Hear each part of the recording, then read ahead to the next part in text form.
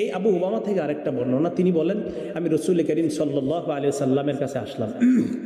আসার পর আমি নবীজিকে বললাম, মুরনি বিআমালিন ইউদখিলুনি আল জান্নাহ, হুজুর আমাকে এমন একটা আমলের কথা বলেন যে আমলের মাধ্যমে আমি জান্নাতে প্রবেশ করতে পারবো, আমাকে জান্নাত নিয়ে যাবে যে আমল। নবীজি আমাকে বললেন, আলাইকা বিসসাওম, তুমি সিয়াম পালন করো। তো আমি নবীজির কাছে আবার আসলাম, আসার পর বললাম, হুজুর এমন আমল বলেন যে আমল আমাকে জান্নাতে নিবে।